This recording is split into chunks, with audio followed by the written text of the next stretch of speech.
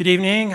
As he said, my name is TJ. I'm a co-founder of Electric Torque Machines, and I'm here to tell you a little bit about how our company started and what we do here in Flagstaff. So for me, it all started back in 2006 when I was sitting in the back of a movie theater watching the movie The Inconvenient Truth. And at the end of the movie, a slide came up which really affected me. It looked something like this. It basically said, are you ready to change the way that you live? And after that, it's had this list of things that you could do to help with the climate crisis. And I remember reading down through this list and getting down to the last two items, and it said, learn as much as you can about the climate crisis, and then put your knowledge into action. And that last line just hit me like a ton of bricks. And I remember just feeling this feeling like Al Gore was sitting next to me and saying, so what are you going to do, TJ? And you know, it was pretty inspiring to me. And so I felt pretty passionate about this kind of thing. And the very next day, I went and spoke with a friend who was doing something that I thought was relevant to the solutions and answers that we need for the climate crisis. And I asked him, is there anything going on that you need help with? And he says, well, TJ, I have this new electric motor topology that nobody has ever explored before or commercialized, and I think there might be something there. Would you like to help me with that? And that was it. I heard that, and I just said, that's where I'm going. I'm going towards that. And I said, you know, how about I work for free for you? Until we see something that looks promising and something that looks like we can go from there. So that was kind of the beginning for me. And we started it out in 2303 Lantern Lane here in Flagstaff, Arizona. That's my old house. And so for 6 months, we worked very diligently and very hard at trying to figure out what was going on with this technology that we were exploring. And we had lots of failures. And I used to call the prototypes that we'd make $10,000 heaters, because in the end, you make this thing, it's brilliant, you love it, and you put it on the rack and test it, and it does absolutely nothing. So back to the drawing board over and over again, and then at 6 months, we had finally made a prototype that we thought was pretty interesting. So we built this in the garage. There's my garage right there. And so once we built something that was pretty interesting, we said, okay, the best thing we can do now is ask some investors to come by and take a look at it, see what happens. Because we don't have any money, got to figure out how to get this company started. So we asked some investors to come by, and what happened next was right out of a Hollywood movie script. I was in my living room, pacing back and forth, looking out the window, waiting for this car to arrive of people that I've never met before. I'm 39 years old, and I've got a 3-year-old who's having a meltdown, and my wife is taking him back into a room as they're walking up the patio, you know, towards my house. I've got a 7-year-old who is having a problem with his Legos and asking me for help. And, you know, that's when the door knocks, and they open up the door, and I introduce myself, and they come walking in to my house.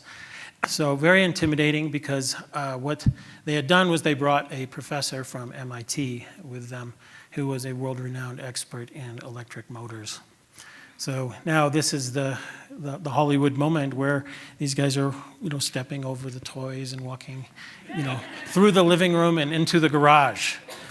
So the garage had been set up as a little bit of a mad scientist lab, something that looked like the lab in Honey, I Shrunk the Kids, with all the different paraphernalia and stuff hanging around, you know, ovens that I had converted from a Walmart oven into an oven to cure epoxy, you know, crazy things like that. These guys walk into the room, and they see in the middle of the room on a Walmart table is the prototype that you can see here. and we're ready to show them our stuff. And so this professor comes up, picks up the motor, and he's turning it, he's looking at it. You know, he takes some gauges and measures some things off of it, does some calculations, and everyone's standing there wondering what this professor is going to say with his first look at our motor. And he says, "Holy cow, this is really impressive." And you could see the investors kind of looking at each other, like, okay, you know. So that's where the company started. We made something that was pretty interesting, pretty impressive. And from there, you know, we started the company. So when you get money coming into a company, you might ask yourself, why are these investors investing in this company? What is important about electric motors? Because after all, aren't they just these boxes that have shafts that spin on them, and you know, what's so important about them? Well, as it turns out, electric motors consume about 40% of the electric energy that's produced in the United States. So they really suck down a lot of power. And in China, that number is even higher. It's 60%. So if you can make a dent in this category, you can really make a difference. And so there's a lot of value there. The photo that you can see to the right is a motor that we got out of a fan in Home Depot, and a ceiling fan. And an interesting story about this, we gave this motor to one of our engineers, and he was testing it to seeing what it could do.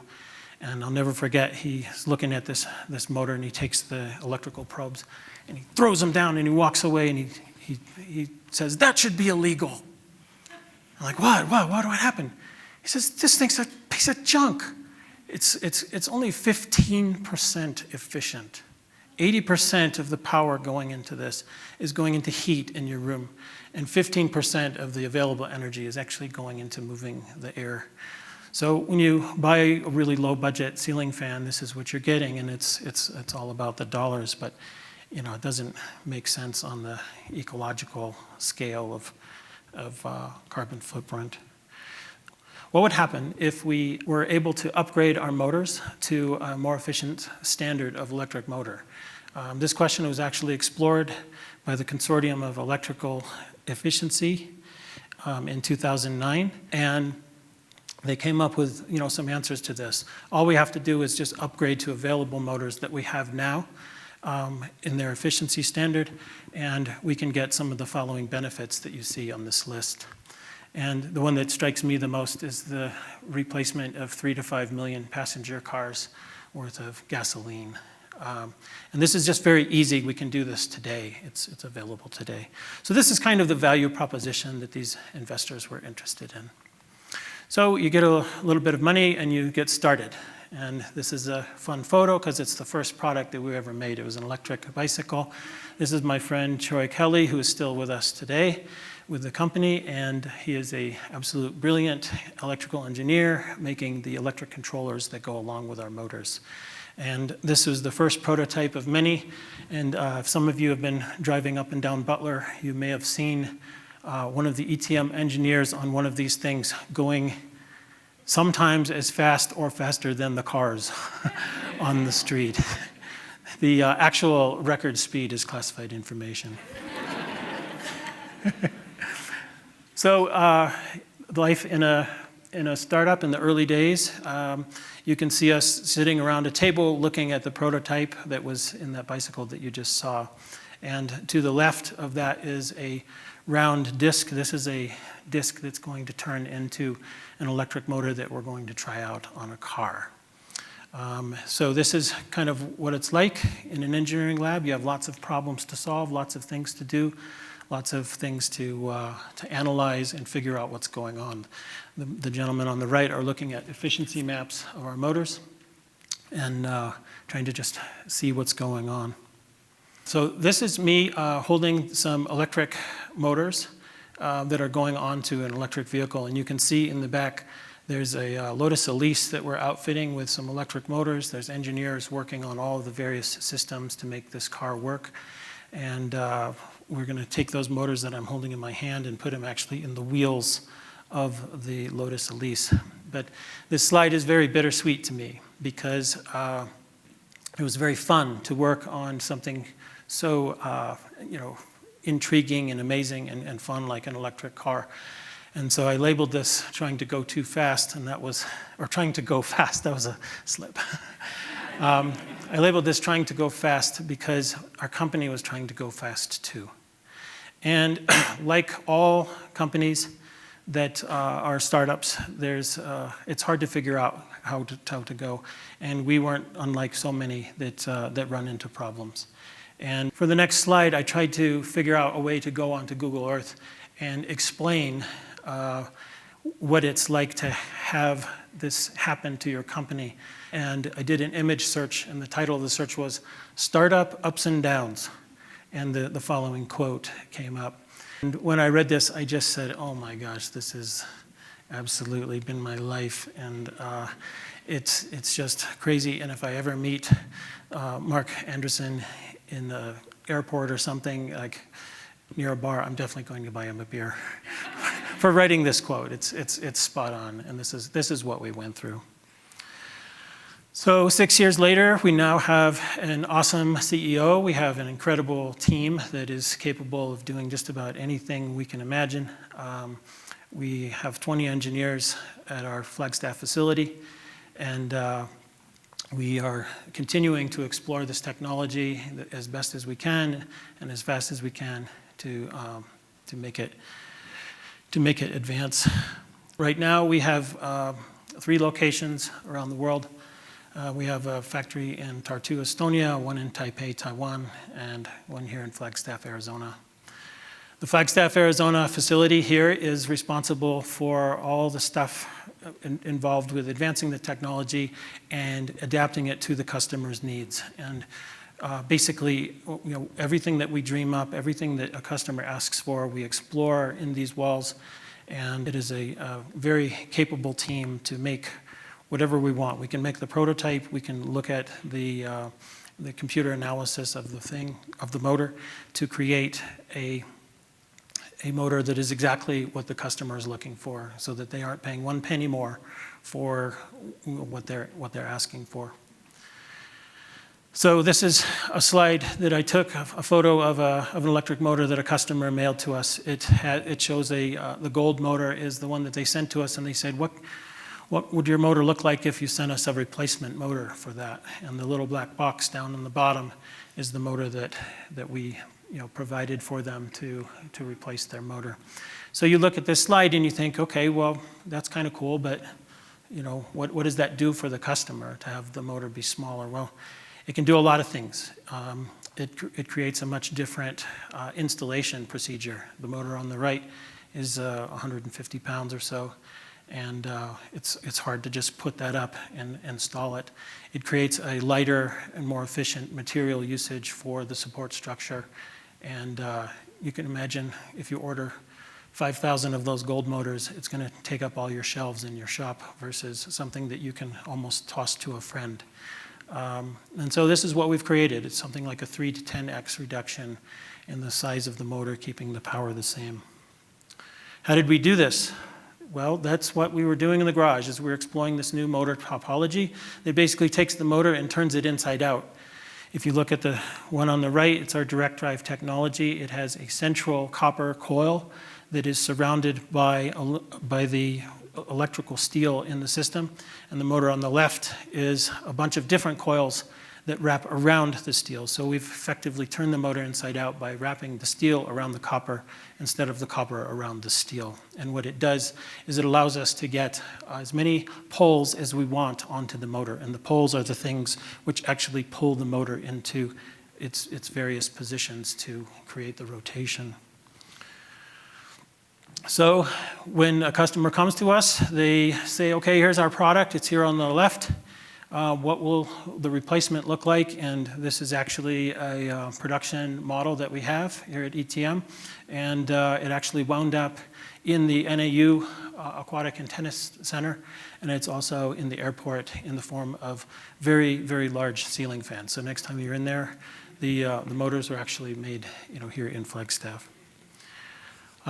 So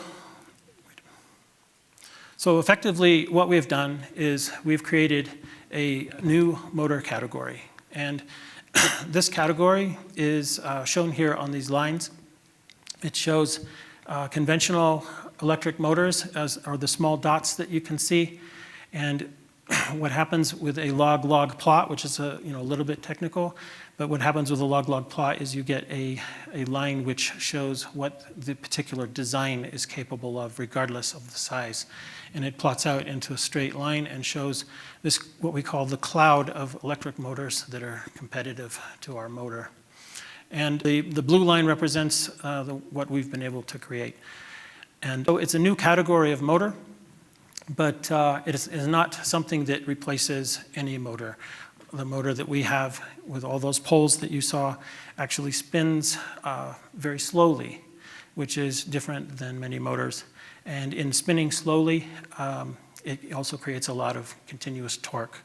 So if your application is something where you need a lot of continuous torque and your RPMs are low RPMs, our motor is for you, because you will go into a category where you're only buying the material that you need to create that torque. So I've spoken a lot about our electric motors and what we've created, but I haven't spoken about what I think is the most important thing that we've kept through the years at ETM, and that is that it's important to be passionate about what you're doing, because without that passion, it's hard to create perseverance. And the thing about working at ETM is in the halls of ETM every day, there are a lot of talented engineers working very hard at what they're doing, and there's no other way to describe it than them being passionate and driven about what they're trying to do. So my message to some of the younger people and potentially older people in the audience is that I have a hope for you to find something that you're passionate about and find a way to turn that knowledge into action. So thank you very much for listening.